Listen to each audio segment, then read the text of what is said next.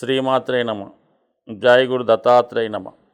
ఈ వీడియోలో మనం మే 1వ తారీఖు నుంచి 15వ తారీఖు మధ్యలో జరగబోయే పక్ష ఫలితాలు మీనరాశి వారికి ఏ విధంగా ఉండబోతున్నాయి అన్న విషయాన్ని మనం పరిశీలించే ప్రయత్నం చేద్దాం. ఒక విధంగా గ్రహాల మార్పు ఈ 15 రోజుల్లో పరిశీలించినప్పుడు ఇంతకాలంగా మనకి అనుకూలంగా ఉన్నటువంటి స్థానంలో ఉన్నటువంటి గురువు 3వ స్థానంలోకి మారడం జరిగింది. అంటే ఇది ఒక విధంగా మీకు మంచి అడ్వైజ్ లభిస్తూ ఉంటుంది, మంచి గురువు లభిస్తాడు, మీరు కూడా అందరికీ సహాయ సహకారాలు అందించే అవకాశం ఉన్నది. ఇది ముఖ్యంగా ఉపాధ్యాయ వృత్తిలో ఉన్న వాళ్ళకి, ఆధ్యాత్మిక రంగంలో ఉన్న వాళ్ళకి, ఇలాగా ఈ వేదిక సంబంధించినటువంటి జ్యోతిష్యం, వాస్తు లేదంటే పౌరోహిత్యం అటువంటి వారికి చాలా అనుకూలంగా ఉంటుంది. బట్ అది ఒకటి పక్కన ఉంటే దాని తర్వాత ధనస్థానంలోకి ముఖ్యంగా శుక్రుడు రావడం జరిగింది. ఇంచుమించుగా మనకి ఈ పక్షం అంతా 19వ తారీఖు వరకు మరి అష్టమాధిపతిగా ఉన్నటువంటి శుక్రుడు ధనస్థాన సంచారం, అది కొంతవరకు ఆకస్మిక ధనలాభాన్ని, ఒక స్త్రీ ధనం మీకు లభించే అవకాశం ఉన్నది. అలాగే ముఖ్యంగా మరి కుటుంబంలో జరగవలసిన శుభకార్యాల కోసం చర్చించడం, ఏదైనా చిన్నపాటి ఫంక్షన్స్, వివాహ సంబంధించినవి కానీ, ఏదైనా బర్త్డేకి సంబంధించినవి కానీ, చిన్న చిన్న ఫంక్షన్లో ఎక్కువగా పాల్గొనడం కానీ, లేదంటే మీ కుటుంబంలోనే ఏదో ఒక వేడుక, ఒక శుభకార్యం జరిగే అవకాశం ఉంటుంది. ఇది స్త్రీలకి బాగా అనుకూలంగా ఉన్నటువంటి కాలం. ఈ కుటుంబంలో ఉన్నటువంటి స్త్రీలకి ఉపాధి అవకాశం లభించవచ్చు, అలాగే వాళ్ళ యొక్క ఆదాయం పెరగవచ్చు. ఇవన్నీ మొత్తం మీద కుటుంబ విషయాలు బాగున్నాయి. ఆర్థిక విషయాలు కొంత తప్పనిసరి ఖర్చులు పెరిగే అవకాశం ఉన్నది. శుక్రుడు ధనస్థానంలో ఉన్నప్పుడు బంధువులు ఎక్కువగా రావడం జరుగుతుంటుంది. వాళ్ళకి సరైనటువంటి మర్యాదల కోసం, ఇంకో దానికోసం ఎక్కువగా ధనానికి స్తోమతను మించి పెంచే అవకాశం ఉంది. బట్ ఎనీహో ఇది మీకు ఆనందంగానే ఉంటుంది కాబట్టి దానివల్ల పెద్దగా వర్రీ అవ్వాల్సిన పని లేదు. అయితే 12వ స్థానంలో శని ఒక పక్క బడ్జెట్ టైట్ చేస్తూ ఉంటాడు కాబట్టి మరి కొంతవరకు సాధ్యమైనంత వరకు రుణాల జోలికి వెళ్లకుండా ఉన్నంతలోనే అడ్జస్ట్ చేసుకోవడం బెటరు. దాని తర్వాత ఏంటంటే మరి రాశి అందే రాహు, దాంతో ఒక విధంగా భాగ్యాధిపతి కుజుడు, ఈ బుధుడు సంచరించడం వలన జాతకుడు అనేక రకాలైనటువంటి పరిపరి విధాలుగా మనసు ప్రశాంతంగా ఉండదు, అనేక రకాలుగా ఆలోచిస్తూ ఉంటుంది. మంచికి చెడుకి సంఘర్షణ, ఏదో చేద్దామని మనసు ప్రయత్నం చేస్తూ ఉంటుంది, దానికి ఒక విధంగా అంగీకరించకుండా నిజాయితీగా ఉండాలని ఒక మనసు చెప్తూ ఉంటుంది. ఈ విధమైన సంఘర్షణ జాతకుడికి కలుగుతూ ఉంటుంది. ఏదో చికాకు పెట్టే ఆలోచనలు, తప్పుడు మార్గంలో ప్రయాణించే ఆలోచనలు వస్తూ ఉంటాయి. ఎందుకంటే రాహు అక్కడ ఉన్నాడు. ఏదో విధంగా మనం ఇంకో రూపంలో ధనం సంపాదించవచ్చు, లేదంటే ఏదన్నా ఆలోచనలు వ్యసనాల మీదకి మళ్ళొచ్చు, ఇతరుల ఆస్తి ఏదన్నా విధంగా మనకి వస్తుందేమో అని ఆలోచించవచ్చు. ఈ విధమైన అనేక రకాల ఇబ్బందులు ఎదురవుతూ ఉన్నాయి. ముఖ్యంగా బుధ కుజులు కలిసి ఉండడం వలన ఏదైనా ఈ డాక్యుమెంట్స్ సంతకాలు పెట్టేటప్పుడు కానీ, ఏదన్నా కొని అమ్మే విషయంలో ఏదైనా సైన్ చేయవలసి ఉన్నప్పుడు, ఎవరికన్నా షూరిటీ పెట్టే విషయంలో చాలా జాగ్రత్తగా వ్యవహరించడం మంచిది. ఏదన్నా కళ్ళు మూసుకొని సంతకం పెడితే మాత్రం తర్వాత ఇబ్బంది పడే అవకాశం ఉంది. సాధారణంగా ఎలా ఉంటుందంటే ఈ ఏలినాటి శని జరిగే టైంలో డబ్బు చాలా అవసరం ఏర్పడుతూ ఉంటుంది. ఇది కొంతమంది వాళ్ళ స్థాయిని బట్టి మరి పల్లెటూరులో ఉన్న వాళ్ళకి, సిటీలో ఉన్న వాళ్ళకో ఈ అందుబాటులో ఉన్నటువంటి ఆర్థిక సంస్థల్ని ఆశ్రయిస్తూ ఉంటారు. వాళ్ళు అవసరాని కోసం రకరకాల డాక్యుమెంట్ల మీద సంతకాలు పెట్టించుకుంటూ ఉంటారు. ఈ పెట్టించుకోవడంలో మీరు ఈ ధనం కోసం ఎదురు చూస్తున్నారు కాబట్టి వాళ్ళు అడిగిన చోటల్లా ఈ సంతకాలు పెట్టడం వల్ల అప్పుడు బాగానే ఉంటుంది. దాని తర్వాత వేరే విధంగా ఇబ్బంది పెట్టడం జరుగుతూ ఉంటుంది. వాళ్ళకి సూటి ఉన్నారు, వీళ్ళు సూటి ఉన్నారు, మొత్తం మీద మీరు తీసుకున్నది ₹1,00,000 అయితే ఓ 10,000 దాకా మేము గుంజే అవకాశం ఉంది. అలాగే ఈజీ మనీ ఏదైనా యాప్ల వలన ఈ మన ఈ సెల్ ఫోన్లో వచ్చినటువంటి యాప్లు క్లిక్ చేయడం వల్ల ఏదో డబ్బులు వస్తాయని క్లిక్ చేస్తే ఆ విధంగా కూడా మోసపోవచ్చు.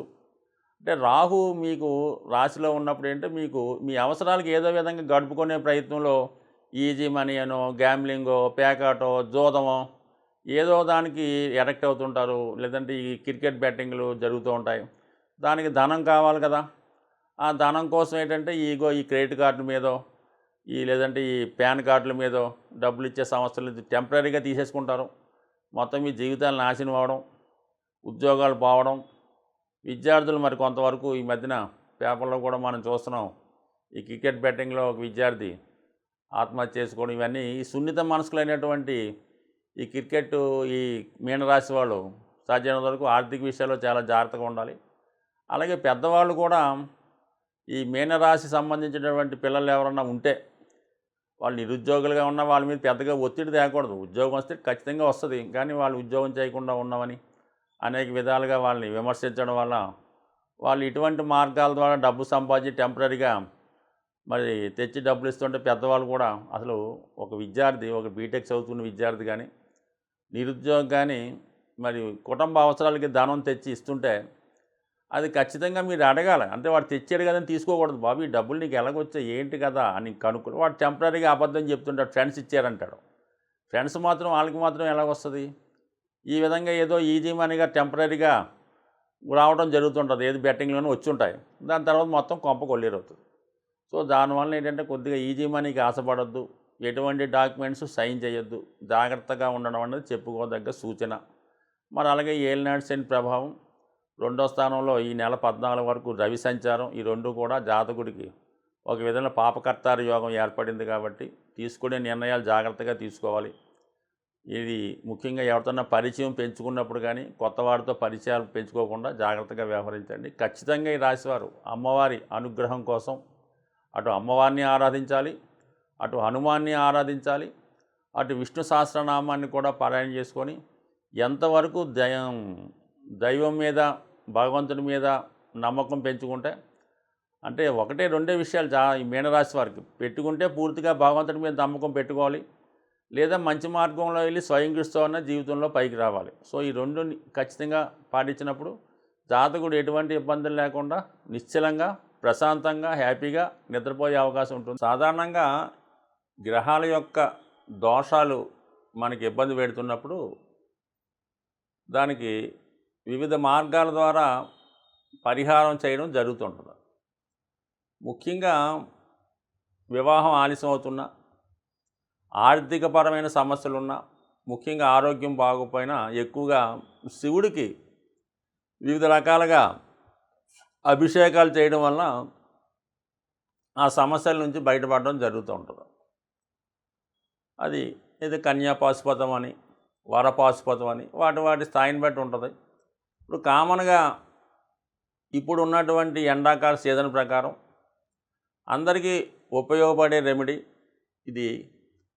ఈ మామిడి పళ్ళు సీజన్ కాబట్టి మంచి మామిడి పళ్ళ యొక్క రసాన్ని తీసి అది శివుడికి అభిషేకం చేయడం వల్ల మరి గురుగ్రహం ద్వారా వచ్చినటువంటి ఇబ్బందులు ఖచ్చితంగా తొలగే అవకాశం ఉంది.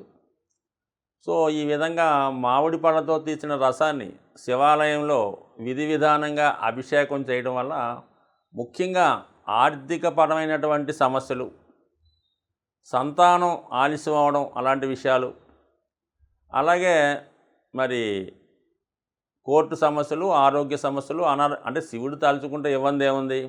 అయితే అంటే గురువుకు సంబంధించినటువంటిది కాబట్టి గురువు కారకత్వాలు అనేటువంటి సంతానం, ఆర్థిక విషయాలు, ఆరోగ్యం, జ్ఞానం, విజ్ఞానం, ముఖ్యంగా విద్యార్థులకి చదువు కావలసినటువంటి ర్యాంక్ రావడం ఇవన్నీ కూడా అనుకూలించే అవకాశం కాబట్టి మామూలుగా ఏదైనా ఒక భగవంతుడి కార్యక్రమం చేపట్టినప్పుడు మనం ఎప్పుడైనా ఒక అమ్మవారు ఉన్నారు, నిమ్మకాయల యొక్క మాలని హారంగా మాలగా వేసినప్పుడు ఎటువంటి మచ్చలేనివి శ్రేష్టమైనవి ఎన్నుకోవడం. అలాగే ఇప్పుడు మామిడి పళ్ళు కూడా మరి భగవంతుడు సమర్పించాయి కాబట్టి ఏమాత్రం పాడవకుండా చాలా శ్రేష్టమైనవి, ఒరిజినల్గా పండినవి, అంటే ఏదో రంగు వేసి పండించినవి కాకుండా ఒరిజినల్గా పండినవి రసం పిండి ఖచ్చితంగా మీకు విధి విధానంగా అభిషేకం చేయడం వల్ల 100% ఫలితం రావడం అనేక వేల జాతకాల్లో ప్రూవ్ అవడం జరిగింది. ఒకసారి అంటే ఏదో మొక్కుబడిగా ఏదో ఒకసారి చేసాం అనడం కన్నా ఏదైనా ఒక కార్యక్రమం చేసినప్పుడు ఒక 3 వారాలు చేసుకోవడం వల్ల ఆ ఫలితం ఇంకా ముచ్చటగా జరిగే అవకాశం ఉంది. ముఖ్యంగా ఈ శివుడికి ఇష్టమైనటువంటి రోజులు సోమవారం, ఆరుద్ర నక్షత్రం వచ్చిన రోజు, మనకు కుదరినప్పుడు శనివారం రోజైనా పర్వాలేదు. ఇప్పుడు ఈ రెమెడీ పర్టికులర్ గురువారం రోజు, అంటే గురువుకు సంబంధించిన పరిహారం కాబట్టి గురువారం రోజు శివాలయంలో శివునికి ఈ మామిడి పళ్ళ రసంతో అభిషేకం చేయడం వల్ల 100% మరి ప్రస్తుతం ఏ సమస్య అయితే ఎదుర్కొన్నారో ఆ సమస్య మరి ఈ ఎండలు తగ్గే లోపల తగ్గే అవకాశం ఉంది. స్వస్తి.